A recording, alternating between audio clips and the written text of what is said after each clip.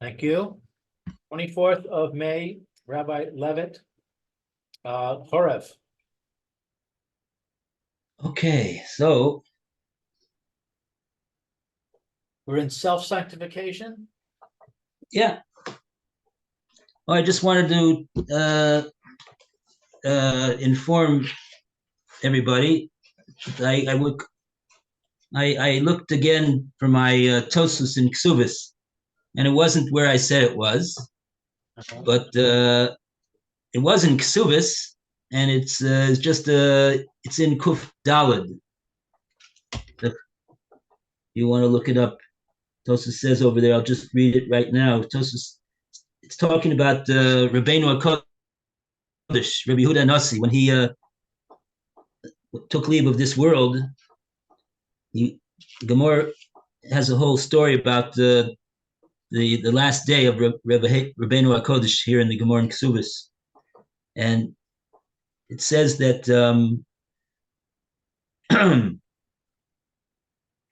B'shas Petiroso Shel Rebbe, at the time that Rebbe was nifter, Zokaf Eser Etzboso Klape Mala, he raised 10 fingers. He raised his 10 fingers, Klape Mala, towards the heaven, the Omar, and he said, Ribono Shel Olam, Golui v'yadua lefanecha, it's revealed and known before you. Shigati be'eser etzbosai b'Torah. I toiled with these 10 fingers, meaning with all of my kochos. I gave all of my kochos over to Torah,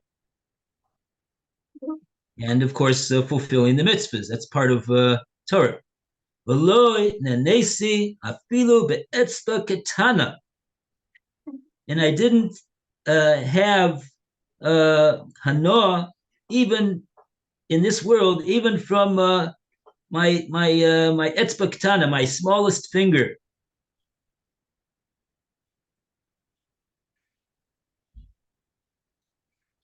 And then he ends off with a tefillah: Yehi ratzon melfanecha sheyehei shalom b'menuchasi. There should be shalom to my goof, b'menuchasi, in my resting in the kever, in the grave, and that's what his request was. So in the schus of him giving all of his kochos and all of his efforts to Torah and not taking anything for himself, he asked that he have a menucha, he have a proper rest in the kever. I guess waiting for Mashiach and Tchias HaMesim. Yotzta Baskol the Omra. Baskol came down, went out, and it said, Yavo Shalom Yenuchoi Al Mishkavoisam. Sounds like a pasuk. Shalom will come to those that rest, have menucha in their kever. And Tosas says over here, Tosas says that this that Rebbe said is part of a medrash, and it's really if you have a Tana Debei Elio, Source Hashas is Matzayin the Tana Debei Elio, and it's brought over there that in addition to this, what Rebbe said. This was the Gemara. What the Medrash says is as follows: Ad she'adam mispalel she'ikanes Torah letoch gufoi.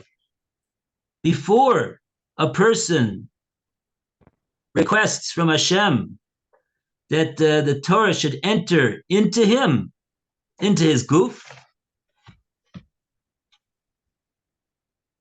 just bringing in Roy. Yispalel shelo yikansu ma'adonim letoch gufoi. He should first daven to Hashem that he has siyata d'shmaya, that he has assistance from heaven in being able to uh, uh, minimize the amount of madonim, the amount of fancy and good and sweet and desirable things leto gufo into his goof. So to make the goof prepared for the Torah to come into it, we see that the madonim are should be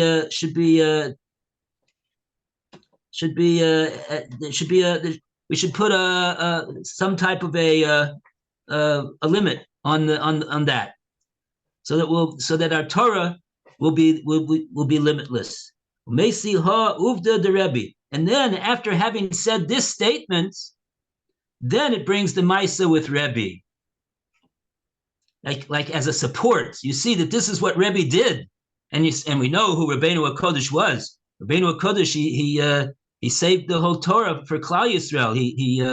He gave us the Seder of the Mishnah, which is the whole basis of Torah Shebaal Peh. So how did he have that tremendous schus that tens and hundreds and thousands of years after him, people are still learning Mishnah and the Gemara that explains the Mishnah because of Rabbeinu HaKodesh? Perhaps we could say that it was in this. This is what he himself said about himself when he took leave of Olam Hazeh. That he used Olam Hazeh only for Torah, and not for other things.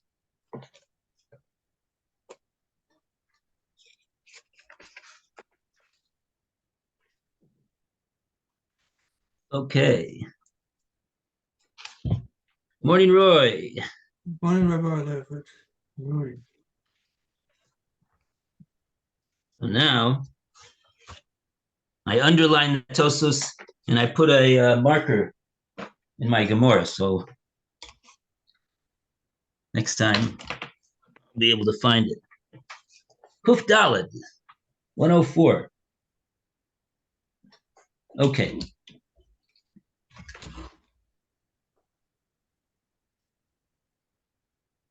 All right. So we read 105, and so we're up to chapter 14. Hit Kadashut. Wow, I don't think I've ever heard that word before. Okay, so let's see what this is on page 47. And Lou, you want to start the reading of the psukim that Rev Hirsch brings for us to see where this is mentioned in the Torah, what he's going to talk about. Okay, and now, Israel, what does the Lord thy God require of thee? But to fear the Lord thy God, to walk in all his ways, and to love him, and to serve the Lord thy God with all thy heart and with all thy soul,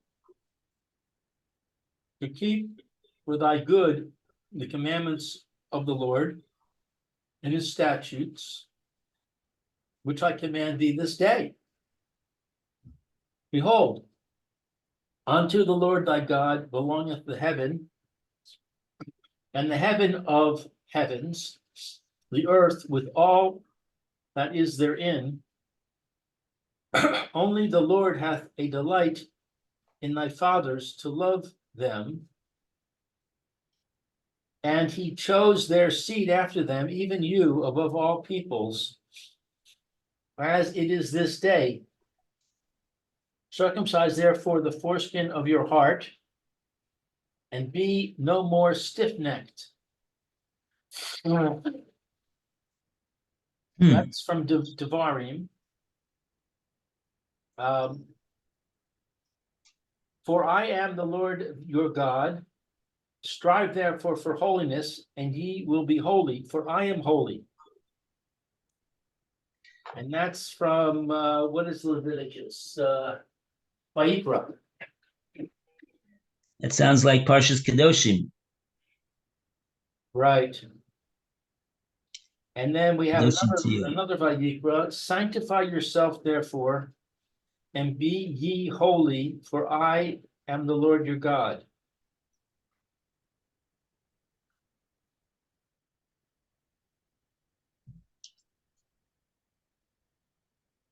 Okay, so after he's discussed the issue of Tava, he's now going to go into the issue of Kedusha, and particularly the Indian of Kedusha, how a person can sanctify himself, to make himself Kaddish. Okay, so Roy, you want to read?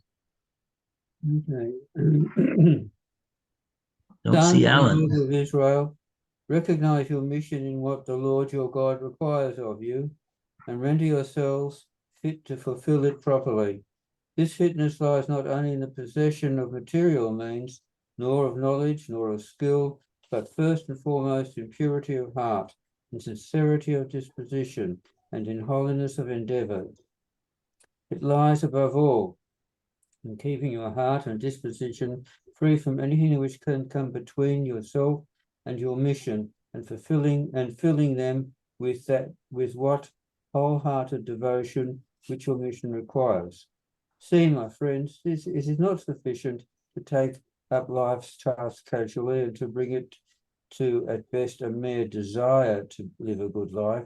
You must first bring yourselves into a state into which you will be able to live the good life.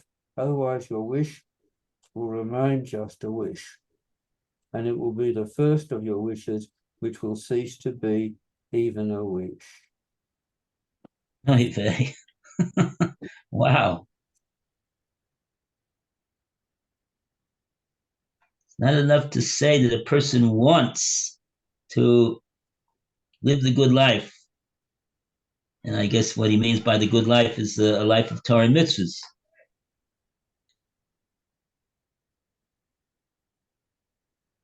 Otherwise, your wish will remain just a wish. First, you have to bring yourselves. You have to do something to bring yourselves into that situation where you are involved in Torah and mitzvahs.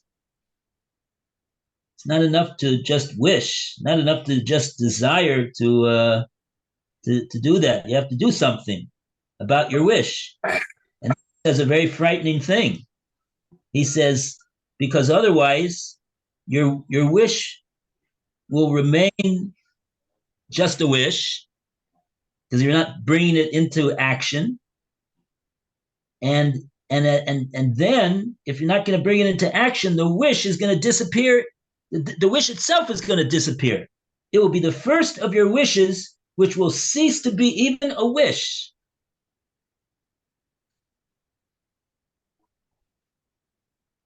So we always have to be on the way up and do actions to be on the way up. Because if we're not doing actions to be on the way up. Good morning, Alan.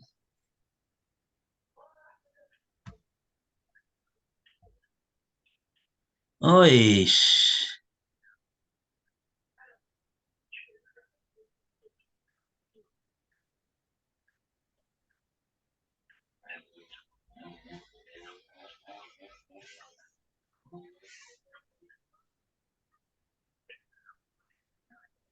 Oh, Baruch Hashem.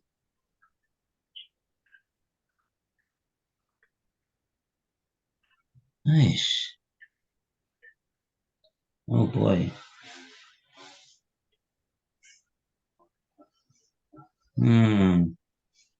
Sorry about that. Okay.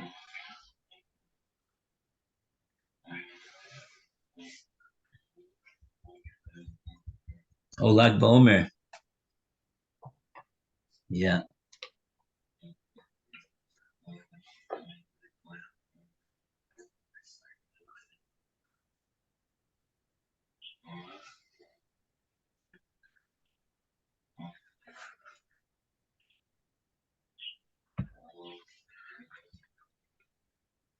Oh, the boys are all in.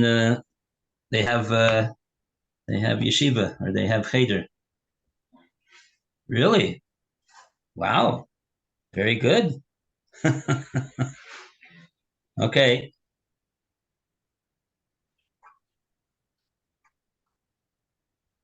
On after Shabbos, yeah.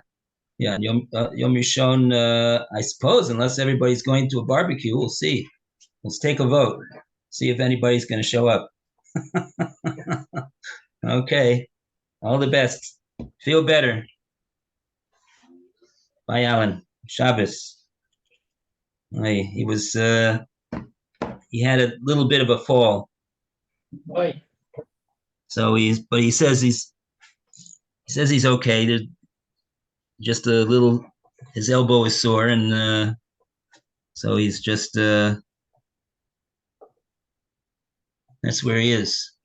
Of course, unfortunately. Okay. Okay, so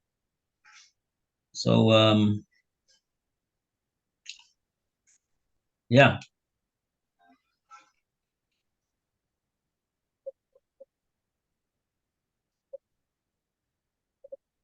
Okay, so that's where it comes in. The ability to do Torah and mitzvahs, which is the kedusha, it needs tara. It needs to be clean and pure from other desires that are outside of Torah, that are not necessary for Torah. And so because they get in the way. That's what he says. It lies above all. How does a person attain kedusha? He needs to have purity of heart before he's getting to kedusha. And purity of heart means that he doesn't have other things that he wants to do other than Torah and mitzvahs. Keeping your heart and disposition free from anything which can come between yourself and your mission, and filling them, I guess, the heart with wholehearted devotion, which your mission requires. And then he says, "See, my friends, it's not enough to take up life's task of Torah and mitzvahs casually."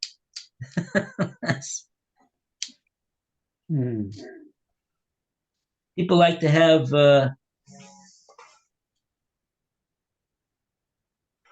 comfort, convenience, casuality, or whatever the word is. Causality.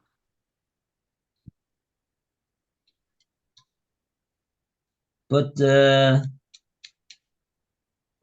it's interesting. They don't look at it like that when it comes to making money.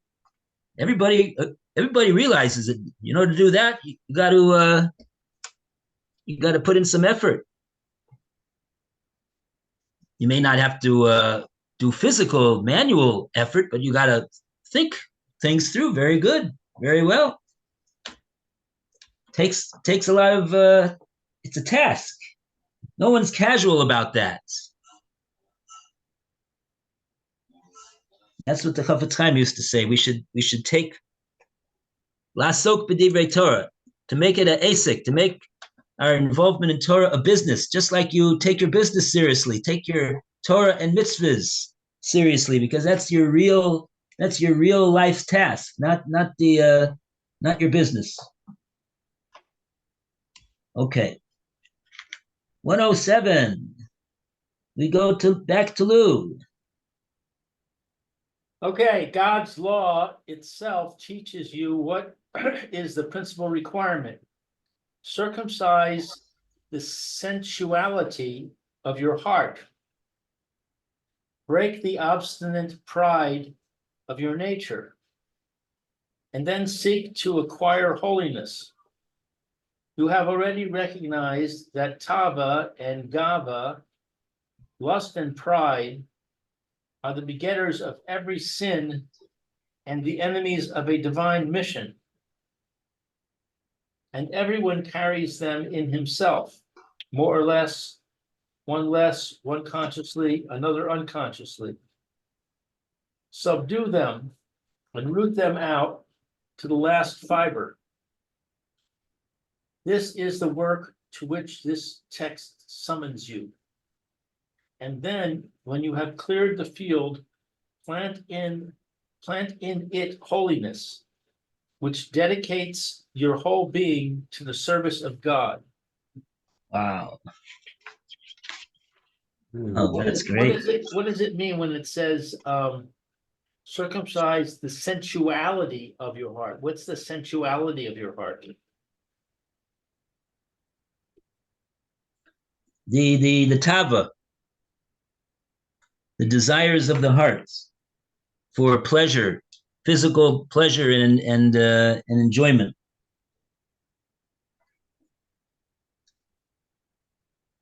The senses.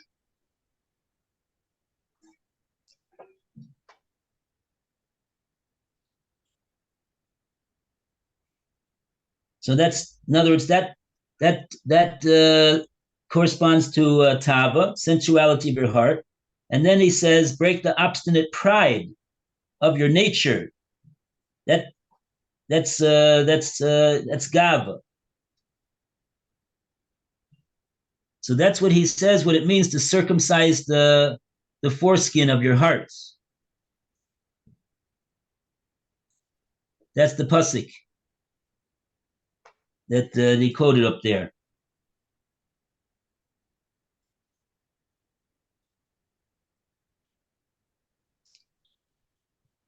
Okay.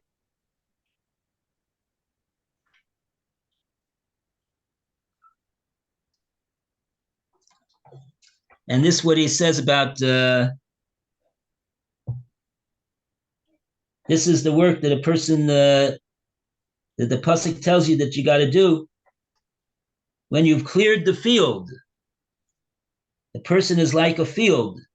The field has all sorts of, it's got stones and it's got weeds and it's got shrubbery and all sorts of things that are going to impede the farmer's ability to plant and grow something on it. So he says that's really the way that this is going to work. First, the person has to clear the field. When you've cleared the field, then after that you can plant in that field kedusha. You'll be successful in your ability to dedicate your entire being to avodas Hashem.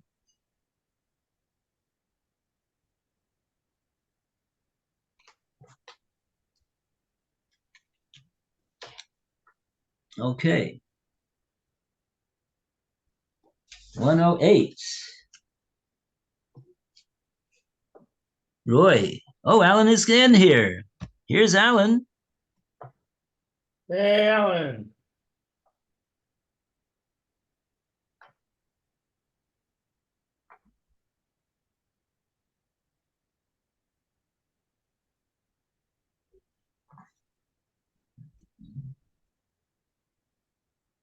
Coming?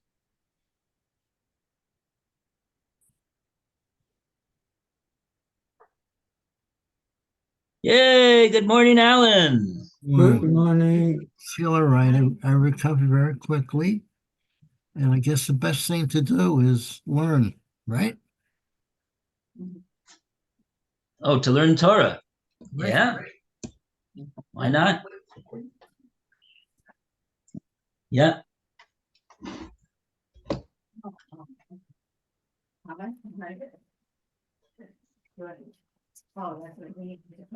Torah is mogen and it's matzil. It shields the Jewish people and it saves the Jewish people from all of their enemies, both within and without.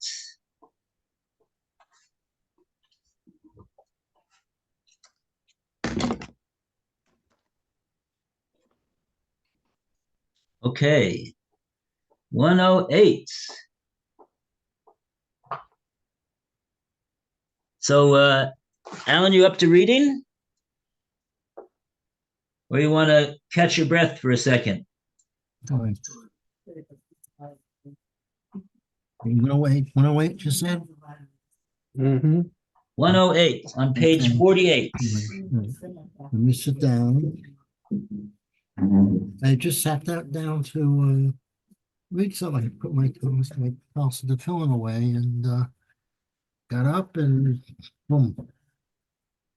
There I was on the floor. Oish. But I'm okay. Joan had me sit, I was sitting down, she had me sit against the wall and put my back against the wall. And she wouldn't let me get up until someone came. By the time I came, I was up already. Okay, number 108, right? 108. Okay, the first requisite for this is self-knowledge. You must know yourselves, your heart and disposition, and find out without any deception how much lust and pride are lodged in it, and where and how they chiefly show themselves. No corner of yourself should remain strange to you. Then resolve unshakably to free yourself from these deadly enemies. Keep a close watch upon yourselves and note every impulse of your heart and live and abide every impulse wish. Keep guard over your disposition, humble all pride and break down all obstinacy. Impose tasks upon yourself. For practice forbid yourselves even what is permitted. Spur yourself to do more than you are in duty bound to do. This will make it easy for you to avoid what is forbidden and to perform your duty. Close every day with self-examination to see how your heart and your feelings have behaved during the day, whether you have gone forward or backwards, whether your heart has become purer and your disposition much more modest, and whether weeds have sprung up thickly in your heart and you have become more obstinate. Be your own clear-sighted, strict, and incorruptible judges. Do not pardon or excuse yourself anything, and renew each day the resolve that tomorrow will find you advanced. Okay. Wow, wow. So you have to keep cognizant of everything you do.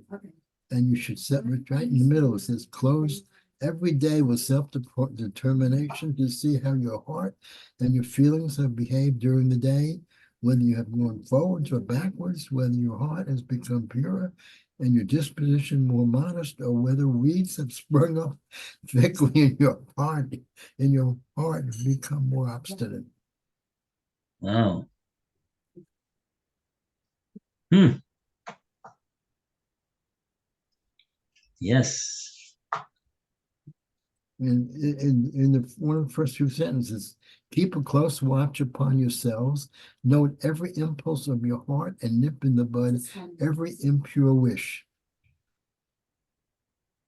Yeah. Would you be there? Keep guard. Wow.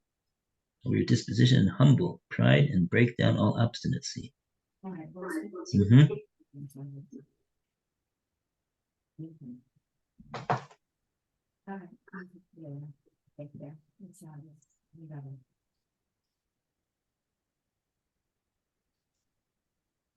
it. Okay. Very good. Wow. It's funny wording. It says, "Oh, whether the weeds have sprung up thickly in your heart, you become more obstinate." Yeah. Yeah, that's what he was saying before about clearing the field. Like a farmer has to clear the field of all weeds and all stones and things that get in the way of him planting and producing and growing what he wants to grow. So that's the same thing with us. Yeah. Mm-hmm. Also in here, it's like, what do you do for Shemitah? I mean, you've worked every day. And now what do you do with your time? You have to do the work, to clear the fields. What do you do? Yeah, what do you do? They have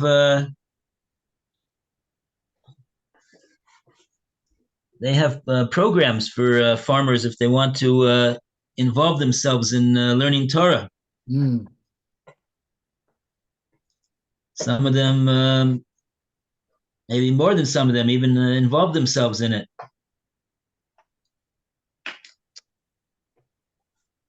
Yep. Okay. 109. Who's next? Probably me. Roy.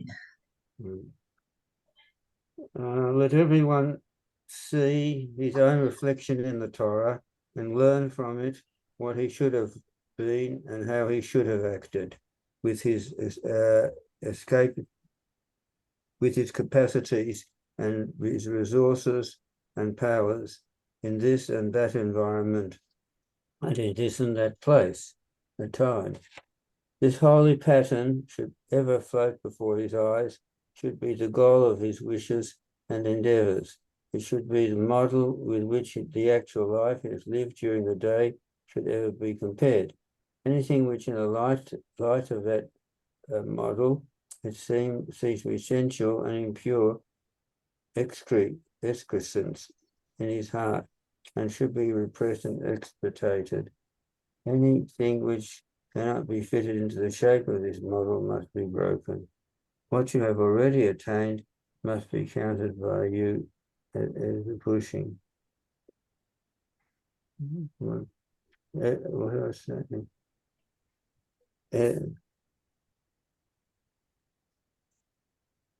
What you have already attained must be counted by you as nothing. It's merely a guarantee that you can always become. right. I've got lost while I was reading. This will make it easy for you to avoid which is forbidden and to perform your duty. Close every day with self-examination to see how your heart and your feelings have behaved during the day, whether you have gone forward or backwards, whether your heart has become purer and your disposition more modest, or whether weeds have sprung up thickly in your heart and you have become more obstinate. Be your own clear-sighted, strict and incorruptible judge. Do not pardon or excuse yourselves anything and renew each day the resolve that tomorrow will find you advanced. Okay. So actually now we're up to, I think we're up to 110 now. Oh, I read 1:08. No one Okay. Oh, you want to read 109? Okay. No Lou. one corrected me. No. 109. Yeah. Let everyone see his own reflection in the Torah and learn from it what he should have been and how he should have acted. With his capacities and his resources and powers in this and that environment, in this and that place and time, this holy pattern should ever float before his eyes. It should be the goal of his wishes and endeavors. It should be the model with which the actual life he has lived during the day should ever be compared. Anything which, in the light of that model, is seen to be a sensual and impure excrescence in his heart should be repressed and extirpated. Anything which cannot be fitted into the shape of his model must be broken. What you have already attained must be counted by you as nothing, as merely a guarantee that you can become more. Let the holy model in which you see yourself entice you ever forward. Now, this is interesting what he says over here, this model. He says, what is the model that he's talking about over here? He calls it a holy pattern. And the beginning, he says, everybody should see his own reflection in the Torah and learn from the Torah what he should have been and how he should have acted. So it's quite a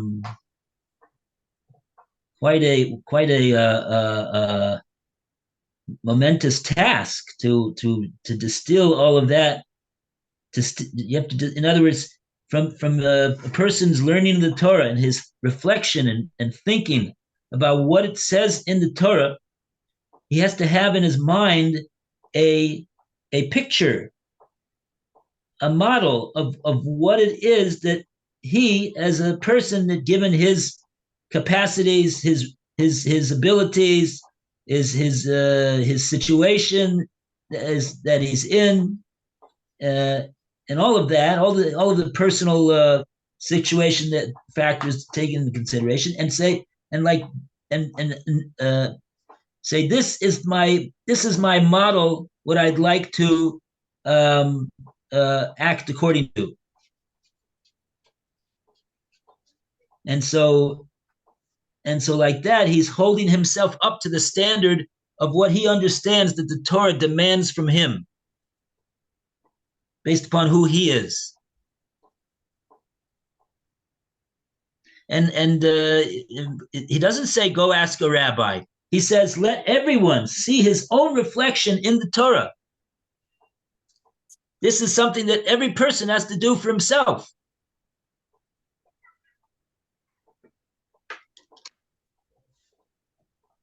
Amazing. Okay. How do you determine your own reflection in the Torah? Yeah, that's not so. It doesn't sound like such an easy thing to do, does it? No.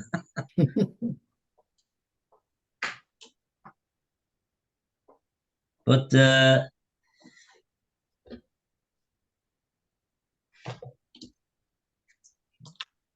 he's talking to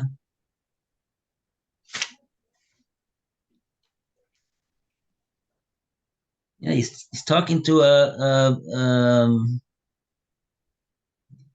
sounds like a very select group of people, isn't it? Mhm. He doesn't well, but it has to be a person's own his own understanding. He has to come to this understanding. I can understand that, because otherwise, person will say, "Oh, Rabbi Plony says this and he says like that, and blah blah blah, and it's not for me." That's what he thinks. So he's saying, "Okay, fine. You don't want to take it from Rabbi Plony, so take it yourself. Do it yourself. Do the work yourself. Look at what it says there in the Torah. Torah is the guide. Torah is the teacher. Torah is the emes. And so take out from the Torah that model of who it is that you feel that you're capable of being, and do it." It's quite a challenge. Wow.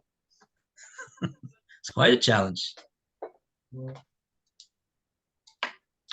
If Hirsch was a very challenging individual. That's what he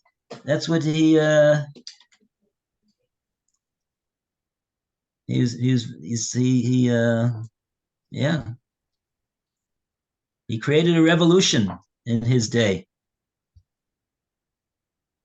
I think the very last part is very, very touching.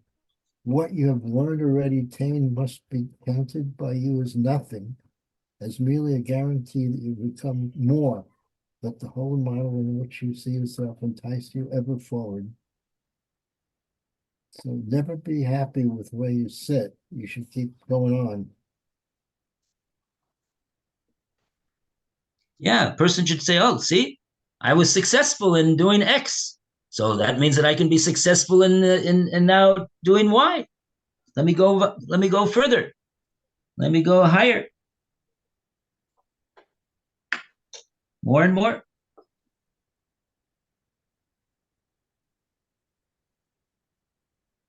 And that's what he says. Let this holy model in which you see yourself entice you and urge you on, that you have a desire to achieve.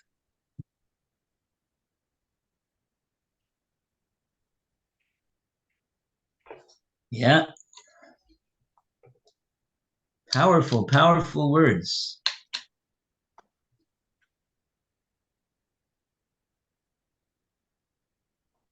Is there an art school book about Rev Hirsch? Like a biography type of thing? Well, probably. I don't know. I mean, we see just from the introduction, what we read, he lived in a very turbulent times. Right. And he was, yeah. Okay, we're out of time. Speaking of times, it's time to get ready for Shabbos. Okay, thank you. Thank you so much, Rabbi. Bye for now. Bye. Refer All the Shalom, best. Alan. Enjoy your Shabbos. Robert, you too. what did you say before about doing something at nighttime? What did you say, Alan? Rabbi said earlier today that maybe Saturday night we can do something special. Have you thought about that, what you said?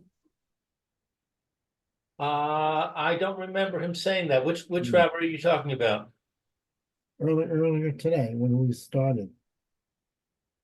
He said maybe Saturday night we can do something. I'm not aware.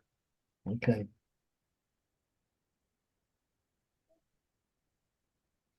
Okay, all the best, everybody. All right. Have a good day. Shabbos. Have a Oh good. yeah, Motzi Shabbos is Lag BaOmer. So Right. Right.